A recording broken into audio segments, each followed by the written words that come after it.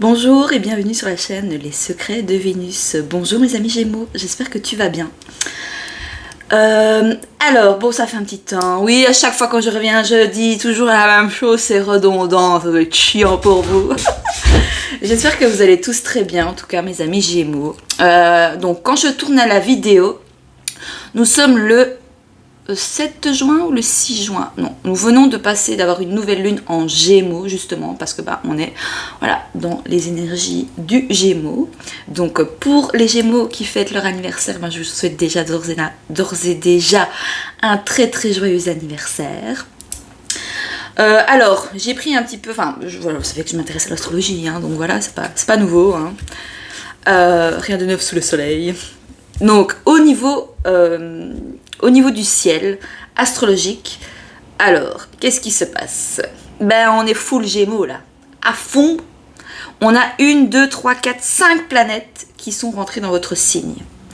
Donc du coup, évidemment, que tu vas ressentir si tu es toi-même Soleil en Gémeaux, ascendant, lunaire, même Vénus aussi, enfin si tu as des planètes, tu as d'office une maison en Gémeaux. D'office, tu peux pas dire ouais non mais j'ai rien en Gémeaux. Tu as d'office une maison, mais si tu n'as pas de planète, ça veut dire que ça ne va pas être compliqué pour toi de venir travailler ce domaine-là au niveau de la maison, parce que pour chaque maison c'est un domaine bien spécifique. Je ne les connais pas tous par cœur, j'étudie, mais voilà. Mais par contre, si tu as des planètes qui rentrent dans le signe du Gémeaux et que tu es que tu as différents aspects et autour du Gémeaux, là évidemment c'est des choses que tu vas devoir travailler davantage, voilà, que ça va être un peu plus difficile en fait, voilà, mais difficile, tout est relatif, hein, mais c'est des choses sur lesquelles tu vas ressentir que tu dois travailler davantage, mais des fois c'est inconsciemment, donc c'est ça que c'est bien des fois d'aller prendre connaissance de son thème astral pour justement avoir des pistes de réflexion sur tel ou tel domaine, situation de ta vie. Ça peut vraiment t'aider, ça peut vraiment te donner des pistes de réflexion. Ok, bon, donc on va aller faire un tirage de cartes pour toi mes Gémeaux. Donc si tu es de signe Soleil, ascendant, lunaire ou Vénus en Gémeaux, j'ai presque plus de batterie, c'est génial. Parce que je crois que j'ai une coupure d'électricité pendant la nuit, donc du coup mon téléphone n'a pas vraiment super bien chargé. Logique. Donc on va aller faire un tirage général, d'accord, avec le tarot psychique. Je suis en bleu, t'as vu? Ben oui, Gémeaux, signe d'air. Ah! On pourrait aller regarder un petit peu la personnalité du Gémeaux? Oh, allez, on va aller voir un petit peu. Bon, signe d'air, hein, on dit que le Gémeaux, c'est un peu le signe... on dit. C'est Holistic Zaza qui dit ça. Maintenant, j'ai pas... Pourquoi je prends les cartes? J'ai pas besoin des cartes. J'ai juste besoin du petit manuel, ça sera suffisant. Là, déjà. Qu'est-ce que tu fous? J'ai pas passé une bonne nuit. Alors, je sais pas si c'était à cause de la nouvelle lune. C'est bien possible, hein. C'est bien possible. Moi, je suis balance, en soleil. Donc, c'est possible que ça... Signe d'air, ça peut avoir un impact. Gémeaux, je voulais te dire autre chose, Gémeaux. Oui, on dit du signe du Gémeaux que vous êtes un peu comme l'adolescent, comme ça. Un peu. Et donc, du coup, vu que pour le moment, dans le ciel, il y a énormément de planètes dans le signe du Gémeaux, même si on n'est pas Gémeaux, on va ressentir ces énergies-là. C'est l'archétype du Gémeaux. Et donc on dit du Gémeaux que c'est un peu le côté adolescent, donc voilà, donc vous pouvez ressentir peut-être des envies, peut-être de votre adolescence et peut-être mettre des actions ou vous comporter un peu des fois comme un ado ou une ado, même si vous êtes un autre signe en fait, c'est les énergies vraiment de l'archétype du Gémeaux qu'on va ressentir dans différents aspects, puisque on a Soleil en Gémeaux, la Lune en Gémeaux, Mercure en Gémeaux, donc Mercure c'est notre mental, la communication, signe d'air en plus, donc voilà, Vénus en Gémeaux, voilà, donc ça peut être Gémeaux et un peu volage. Oh attention, il y en a qui vont me dire mais absolument pas, je ne suis pas du tout volage. C'est une généralité, ça dépend qu'est-ce que tu as comme thématique dans ton thème astral, on est d'accord? Pour pas que je m'attire les foudres ici, hein, parce que... Donc Vénus en Gémeaux, c'est évidemment peut-être avoir l'envie de papillonner, l'envie peut-être... Alors il peut y avoir des ex qui reviennent à la charge, peut-être, vous voyez, des anciennes relations qui reviennent un peu à la charge comme ça peut-être. Et Jupiter en Gémeaux, merde, Jupiter, je sais plus ce que c'est. Mais je vais te dire tout ça. Alors, Gémeaux, tu es gouverné par la planète Mercure, donc tu as Mercure dans ton signe, donc Quand une planète est dans son signe, elle est super bien. Elle se sent bien, elle est dans sa complétude, elle est vraiment au top du top quand la planète est dans son signe adéquat, on va dire, son signe quoi. C'est comme Vénus, c'est la balance, c'est le taureau, quand on a une Vénus en taureau ou Vénus en balance, la Vénus elle est bien, elle est exaltée, elle se sent bien comme ça, parce qu'elle est dans sa complétude. Donc, gouverné par Mercure, vous êtes la maison 3 au niveau du thème astral, enfin au niveau de, non pas du thème astral, de la roue zodiacale. La dualité positive, l'élément c'est air, le mode c'est mutable. Donc c'est-à-dire que les Gémeaux n'ont pas de difficulté avec le changement. Voilà. C'est mutable quoi, vous arrivez à... Voilà. Alors, polarité Sagittaire. Ça, je n'ai pas compris dans le petit manuel là. Pourquoi ils mettent les polarités? Ça, faudrait que je regarde. Ah, c'est peut-être l'opposé du Gémeaux, ce serait le Sagittaire. Je vais dire des bêtises, excusez-moi. Dans les cartes qui signifient, dans le tarot, qui signifie... non, c'est pas ça que je voulais dire. Quelle carte est reliée au signe du Gémeaux dans le tarot? Nous avons le monde. Magnifique. Et le magicien. Alors peut-être que il y a peut-être certains Gémeaux, vous avez ce côté un petit peu manipulateur. On l'a tous, hein. Franchement, on peut être tous. Comme je dis, il y a de la manipulation positive et il y a de la manipulation négative. Bon, j'aime pas trop positif, négatif, mais il y en a qui vont faire, qui vont manipuler pour arriver à leur fin, mais tout en étant bienveillants. Voilà, c'est pour leur profit à eux, mais sans faire de mal à autrui, quoi. Enfin voilà, c'est... Donc le Gémeaux a un côté un peu manipulateur. Alors c'est le 3e signe du zodiaque. Le Gémeaux est ingénieux et compréhensif. Tu sais t'adapter aux situations et saisir les opportunités avec brio. Tu vois, donc quand je disais que tu étais un signe mutable, tu as ce côté changement. Bon là en fait je te fais un truc astrologique Gémeaux. On va aller faire un tirage après. Donc il sait s'adapter aux situations, c'est ça que je disais, le changement, donc signe mutable, donc vous n'avez pas de problème avec le fait des changements de situation, vous pouvez peut-être changer beaucoup de travail aussi, souvent aller explorer.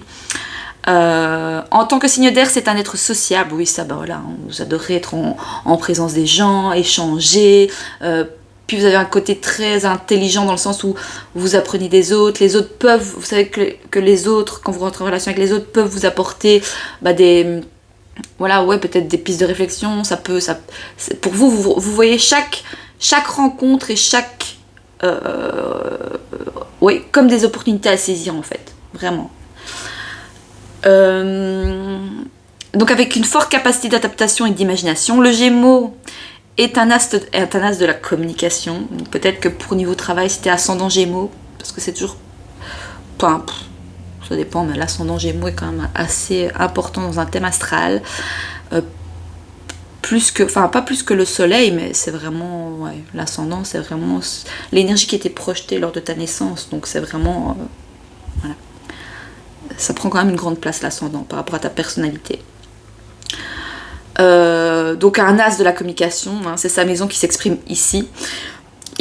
Tu es donc prompt à réagir et faire preuve d'ingéniosité et d'éloquence. Donc c'est également un signe double. Donc le fait d'avoir plusieurs facettes qui lui permettent de s'adapter aux situations impromptues. Les mots-clés, on a la sociabilité, signe d'air évidemment, on est dans la séduction aussi, Gémeaux, vous aimez séduire. D'où le fait que quand on avait le mot manipulation, mais oui, vous allez peut-être user de votre charme pour arriver à vos fins. Voilà. On parle d'hyperactivité, oui, ça, franchement, vous êtes des bouts en train, les Gémeaux, il faut que ça bouge. Et alors, votre force aussi, et c'est l'adaptabilité. Qualité du Gémeaux, ça représente la virtuosité à réagir en toute situation en société. Vous êtes un esprit vif et inventif, vous faites preuve d'adresse et de rapidité, non sans humour. Donc c'est une carte positive pour tout ce qui concerne les rapports sociaux et ce qui est lié à la communication. tout ce qui est communication, enseignement, tout ça, voilà, au niveau professionnel, ça peut peut-être vous aider.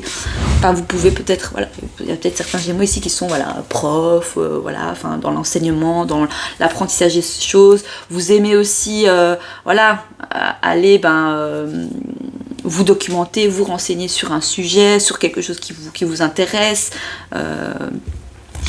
Alors, les défauts. Ah bah oui, hein, ça, je ne vais pas vous épargner, mes Gémeaux. Hein.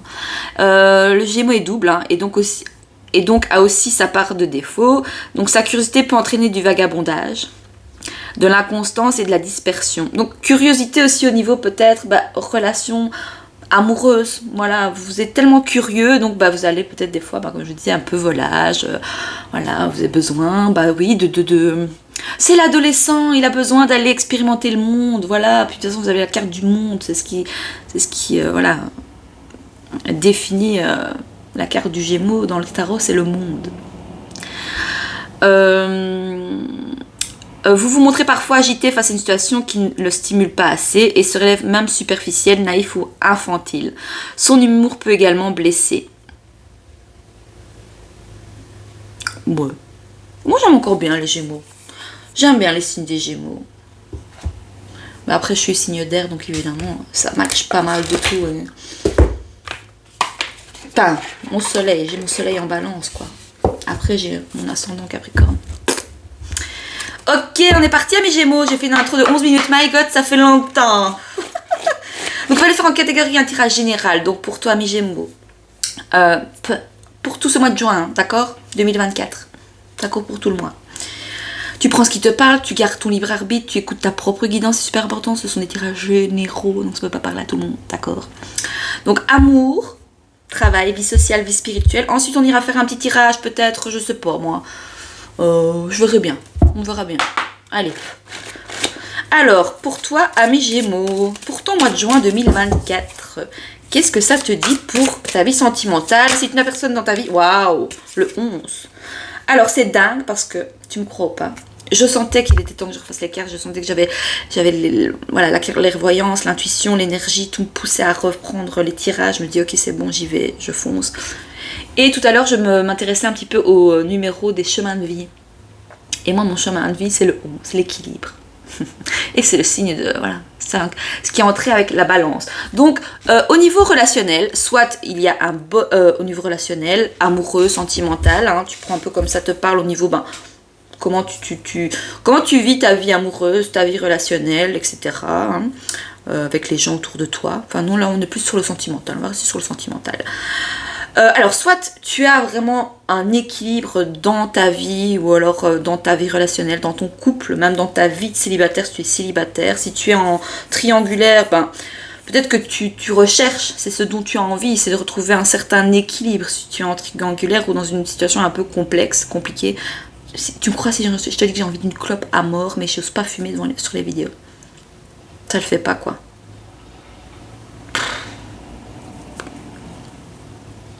Ça le fait pas. Soit. Du coup, l'équilibre, signe de la balance, 11, on a quand même un chiffre maître qui est aussi le côté... le 11, il est aussi... j'aime pas, flamme jumelle, j'aime pas. Le 11 aussi, c'est... 1, c'est la dualité aussi. Voilà. Donc, est-ce que vous êtes en dualité dans votre propre équilibre ou face à une relation sentimentale, amoureuse? Est-ce que c'est l'autre, peut-être, qui est aussi en dualité face à vous, à certaines problématiques, peut-être? Mais en tout cas, ça nous parle, ou sinon, d'un très bel équilibre. On a aussi un très bel homme qui est bien musclé, tu vois ce que je veux dire. On adore. Moi, j'aime beaucoup. Il a les cheveux longs, les cheveux clairs. Peut-être ça peut te parler si tu n'as personne dans ton cœur ou dans ta...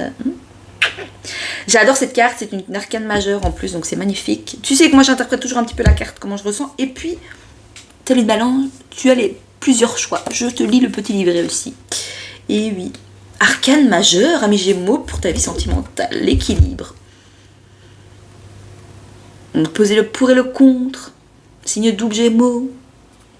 Alors, cette carte représente le besoin d'équilibre et d'harmonie dans ta vie intérieure. mais aussi avec ce qui t'entoure dans le monde physique. Donc ceci indique que certains changements dans ton mode de vie sont requis en ce moment. Ils peuvent avoir trait à l'amour, aux relations, aux affaires ou même à ta carrière. Donc la carte équilibre peut également te faire réaliser que ce que tu perçois autour de toi est réellement une difficile à dire, attends. Une externalisation d'un processus ou d'un conflit intérieur que tu vis actuellement. Donc cette carte apparaît souvent si tu travailles dans un domaine juridique ou lorsque tu es impliqué dans des affaires juridiques. Ah oui, c'est vrai que la carte de l'équilibre, c'est aussi, peut-être que pour certains, ça nous parle peut-être, d'acter une séparation, d'acter aussi peut-être, vu que c'est juridique, ça peut aussi nous parler de mariage, qui sait, des demandes en mariage, ça nous parle peut-être de garder la foi aussi par rapport à un lien, une relation ou à votre vie amoureuse simplement. On vous invite à garder la foi, d'essayer de trouver une relation qui vous correspond. Alors c'est pas évident parce que l'autre en face de nous a ses problématiques, a ses traumatismes, a ses failles et a ses qualités, a ses défauts. Donc c'est pas toujours évident de se dire ok, mais de se rapprocher vraiment de ce qui vous convient dans une relation, dans un lien, voilà, ou simplement de trouver une forme d'harmonie dans votre relation. Je pense que c'est important pour ce mois de juin pour vous, ou simplement vous allez être vraiment dans des bonnes énergies, dans votre couple, ou même si vous êtes célibataire, ça peut vraiment, voilà. Mais il y a aussi tout ce qui, puisqu'on parle de la justice, l'équilibre, c'est la carte de la justice, c'est la carte de la balance, peut-être que ce signe peut te parler, on nous parle du mois d'octobre. Donc soit peut-être vous travaillez dans un domaine juridique. Ça peut nous parler aussi évidemment soit d'actes de divorce, de séparation, d'équilibrer les biens aussi au niveau peut-être matériel. Donc on t'invite ici, ami Gémeaux, à garder la foi, à avoir la foi que la justice triomphera, qu'elle va de pair avec le karma. Donc prends seulement ce que tu as à gagner, traite les gens avec justice et n'exploite pas les autres. Oui, on te disait, ami Gémeaux, que tu as tendance peut-être même au niveau peut-être de ta vie relationnelle, ta vie amoureuse, de pouvoir peut-être manipuler ou de vagabonder pour aller chercher un peu ton Graal en fait, ce que toi tu veux, mais est-ce que tu le fais de manière équilibrée?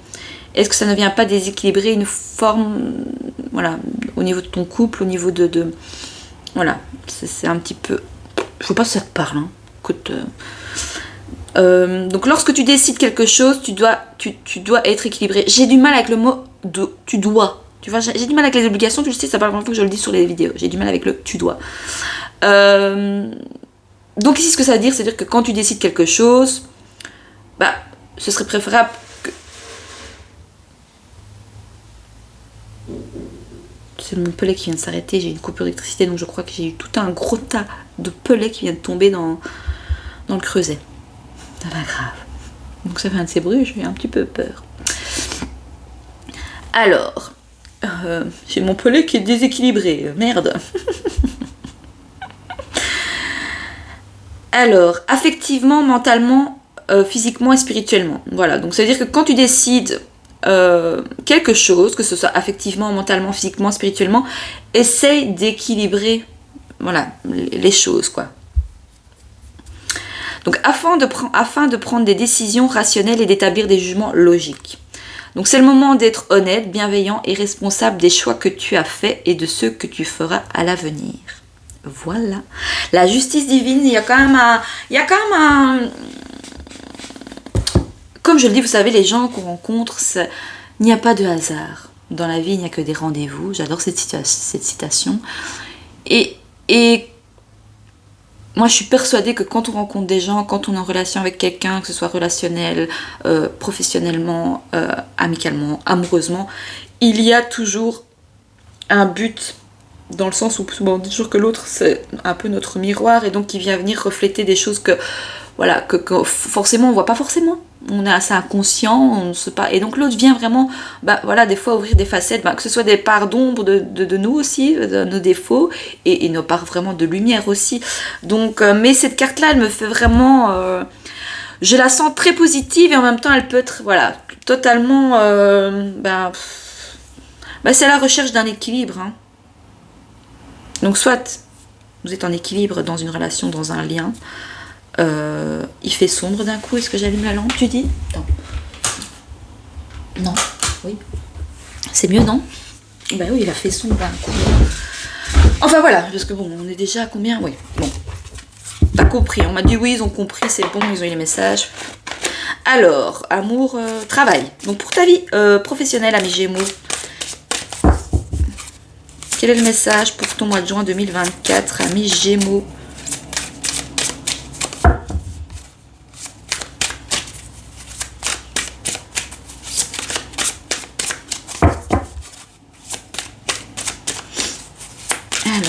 Ouais, je vais prendre celle-là parce qu'elle a voulu se manifester. Bon, on a encore une arcane majeure, je pense, c'est la fertilité. Donc il y a quelque chose en gestation ici, il y a quelque chose qui est encore un petit peu... voilà. Quelque chose qui pourrait être fertile. Un projet, une carrière. Je trouve que j'ai déconné. Alors moi j'ai une Vénus en Scorpion, donc... voilà quoi. Fertilité. On va aller voir, parce que je n'ai pas plus de messages à te donner que ça. Alors, cette carte indique que la manifestation de la croissance est en vue. Tu es le créateur et les graines que tu as semées dans le passé, que ce soit celles du bonheur, du confort, de l'abondance, de la prospérité, de la famille, des enfants, des idées ou même des pensées, sont maintenant prêtes à éclore dans ton monde. Waouh! Alors, je pense qu'il y avait peut-être des choses à clarifier, à équilibrer au niveau peut-être sentimental, au niveau de vos passions. Et là, on voit que au niveau... Je t'ai montré la fertilité? Tiens, c'est beau. Hein, cercle lumineux autour d'une féminine, là. Ces cartes sont super belles. Je kiffe.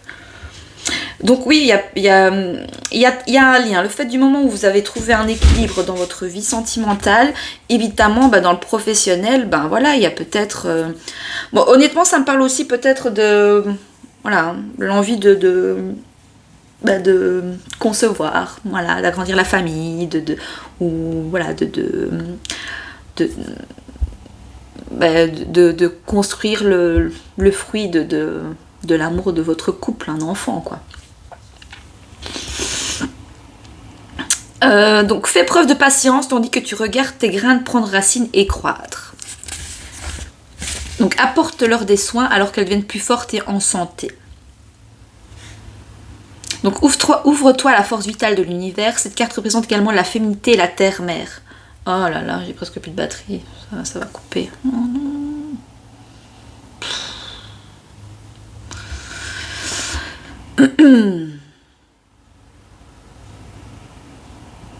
Donc c'est la carte de la l'impératrice, donc il y a quand même un côté, voilà, peut-être équilibrer, voilà, sa part de féminité ici, rééquilibrer son féminin, son masculin. Ok. Donc commence par t'occuper, commencez par vous occuper de vous et insuffle amour et compassion à ton âme. Donc très vite les autres verront et sentiront ton dévouement.